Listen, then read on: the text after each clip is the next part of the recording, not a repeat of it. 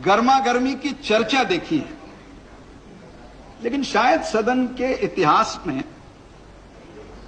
ऐसी चर्चा विश्वास अविश्वास के प्रस्ताव पर सदन ने देखी नहीं है। क्योंकि जो विश्वास मांग रहा है उसे अपने पर ही विश्वास नहीं है, उसका अपनों पर ही विश्वास नहीं है। जब अपने पर विश्वास ना हो और अपनों पर भी विश्वास ना हो तो परायों के सहाय से वो अपने आप को विश्वास मत पारित कर लेगा। इस भ्रम में इस प्रकार की चर्चा चल रही है। प्रियरंजन दास जी ने अपनी ओर से यह प्रयास किया कि हम विश्वास के प्रस्ताव का विरोध क्यों कर रहे हैं। भले उन्होंने स्पष्ट शब्दों में ना कहा, क्योंकि जब तक स्थिति निश्चित ना हो तो अंधेरे में ज्यादा कहना आवश्यक नहीं, लेकिन उन्होंने जरूर कहा। अब उनका भाषण सुनकर मुझे लगा कि it was bunch of contradictions. आप क्या भाषण कर रहे थे? आपने मुलायम सिंह की तारीफ की, he is the secular builder of Uttar Pradesh. भैया मानते हैं मुलायम सिंह महान हैं और वो सेक्युलर इंडिया के सबसे बड़े। और फिर उन्होंने कहा, देवेगौड़ा जी, मायावती को मुख्यमंत्री आपने क्यों नहीं करने दिया? अरे बेचारे देवेगौड़ा क्या करेंगे, उनके पास 7 मेंबर नहीं है। 70 सभाओं के बाद 28 से 7 पर उनका आंकड़ा उत्तर प्रदेश में आ चुका, वो तय क्या करेंगे? मायावती जी तो प्रधानमंत्री इसलिए नहीं बनी और मुख्यमंत्री इसलिए नहीं बनी, पता नहीं अब आजकल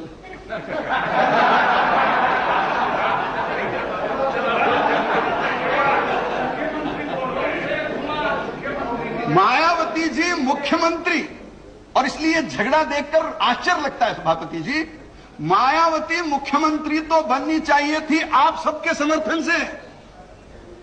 कांग्रेस और बीएसपी दोनों मिलकर चुनाव लड़े थे, हम भी चुनाव में थोड़े घूमे थे और हमने केसरी जी के भाषण सुने कि अगर आप समर्थन नहीं करेंगे तो हम केंद्र सरकार का समर्थन हटा लेंगे। अब इसके बीच में कौन खड़े थे? सारी दुनिया जानती है कि मायावती जी और मुख्यमंत्री पद के बीच में अगर कोई खड़ा हो तो वो केवल खड़े थे मुलायम सिंह जी। कांग्रेस की हिम्मत नहीं हुई, और अगर वो हिम्मत नहीं हुई मुलायम सिंह जी को कुछ नहीं, ही is the secular builder of UP. और बेचारे देवेगौड़ा, और इसलिए आज वो दोनों तरफ से मार खा रहे हैं, तो हम भी क्या कर सकते हैं, हम बहुत बार भुगते हैं। प्रियरंजन जी बोल रहे थे कि दोनों हमको मार रहे हैं। भैया हम तो बहुत वर्षों यहां बैठ के दोनों का मार खा चुके हैं, तो एक बार आप भी खाकर देखिए। मैंने सुना फारूक जी की तारीफ हुई, और उस समय फारूक जी बैठे भी थे, उनको भी अच्छा लगा होगा कि कश्मीर का चुनाव फारूक जी को जीतना चाहिए था। अब फिर मैंने धीरे से कश्मीर के हमारे मित्रों से पूछा कि क्या कांग्रेस कश्मीर में चुनाव नहीं लड़ी थी क्या? उन्होंने वहां भी फारूक को आउटसाइड सपोर्ट दिया था क्या, भाई तुम ही लड़ो और तुम ही जीत जाओ? तो पता चला कि ये फारूक से लड़े थे, और जम्मू कश्मीर के इतिहास में पहली बार सबसे कम वोट पाए, सबसे कम सीटें पाए। अगर आप खुद फारूक से लड़े तो देवेगौड़ा फारूक को कहां से बचाएंगे? अरे सोमनाथ दा ने पढ़ा फिर भी नहीं माना। अब सोमनाथ जी खुद ज्योतिदा का नहीं मान रहे हैं तो देवेगौड़ा को पढ़ा के क्या? और भाषण में कहा कि ये जो सेक्युलर नॉन सेक्युलर कम्युनल लोग हैं, इनसे कौन लड़ेगा? 10-5 प्रांत गिनाए, इंडियन नेशनल कांग्रेस, अब मैं उनका भारत का नक्शा देख रहा था तो मुझे ये लगा ये तो ठीक है। उन्होंने कहा महाराष्ट्र, गुजरात कहा, राजस्थान कहा, ठीक है, लेकिन मुझे फिर ये ध्यान आया कि केरल में कौन किसके साथ लड़ रहा है, कर्नाटक में कौन किसके साथ लड़ रहा है, आंध्र में किसके साथ कौन लड़ रहा है, तमिलनाडु में कौन लड़ रहा है, ओडिशा में कौन लड़ रहा है, बंगाल में कौन लड़ रहा है, त्रिपुरा में कौन लड़ रहा है, असम में कौन लड़ रहा है। इंडियन नेशनल कांग्रेस यहां किसके साथ लड़ रही है? हमारे साथ लड़ रही है। किसके साथ लड़ रही है? और इसलिए आप हमारी नहीं, आपका तो पता भी नहीं मिलेगा। अगली बार पोस्टमैन आ जाए ना तो चिंता मत करो,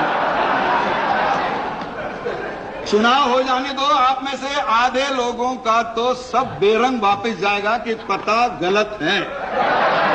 किसी ने यह कहा कर्नाटक की विधानसभा में, हिम्मत है तो समर्थन वापस लेकर दिखाओ। और एक बड़े नेता ने तो कहा, you have a choice, United Front और Tihar jail, choice is yours. ये कौन सा समर्थन मांगने का ढंग है जी? मतलब मैं नाराजगी समझ सकता हूं आप लोगों की, ऐसे कैसे आखिर समर्थन दिया हमने, वीपी सिंह को समर्थन दिया तो थोड़ा बहुत नाराजगी हम भी समझ सकते हैं आपकी नाराजगी। कोई कहे कि यूनाइटेड फ्रंट और तिहाड़, अब यहां खड़े होकर कह रहे हम अपील करते हैं, हम प्रार्थना करते हैं, हम अपील करते हैं, प्रार्थना करते हैं। ये पहले क्यों कहा? हिंदुस्तान की सारी राजनीति में, हिंदुस्तान की सारी राजनीति में एक वाक्य बड़ा प्रसिद्ध है, ना खाता ना बही, हम जो कहे, मैं किसी का नाम नहीं लूंगा, हम जो कहे वही सही। अब साहब जिस व्यक्ति की प्रतिष्ठा 50 वर्ष तक ऐसी थी कि हम जो कहे वही सही, उसको आपने नोटिस दी थी डिस्प्रोपोर्शनेट एसेट है बोल के आपके, अरे डिस्प्रोपोर्शनेट एसेट की नोटिस दी थी, 25 साल लोगों ने हिसाब में नहीं मांगा और आप हिसाब मांगने लगे डिस्प्रोपोर्शनेट है। अब अगर गुस्सा आया हो तो उसमें दोष किसका है? तो कुछ तो कांग्रेस वाले बोल नहीं रहे खुलकर, इसलिए मैं उनकी थोड़ी मदद करना चाहता हूं।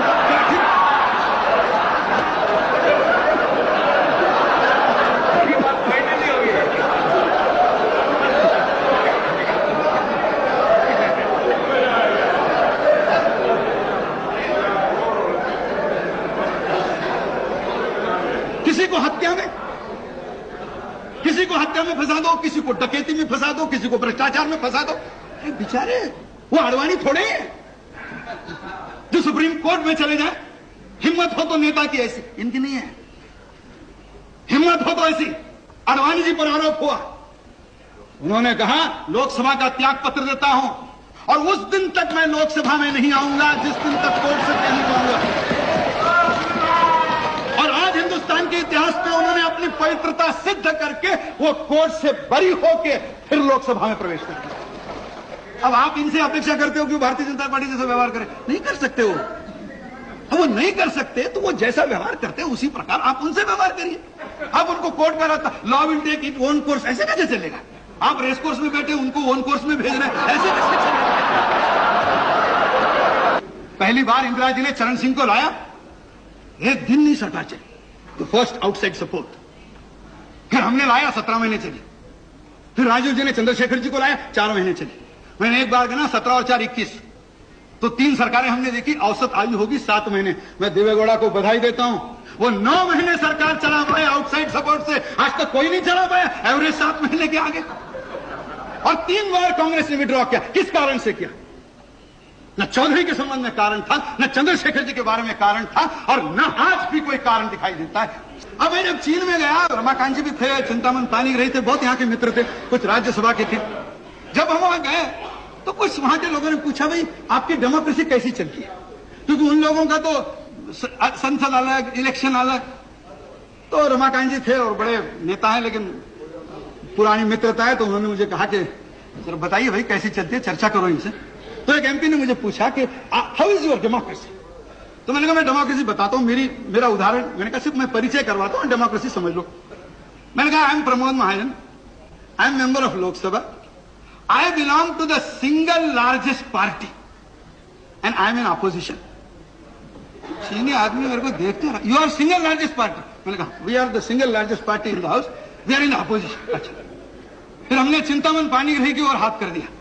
मैंने कहा ये है, वो सामने है, हाँ श्री वल्लभ पाणी, माफ करना, वो सिंह का सिंह करते तो थोड़ा हो जाता है।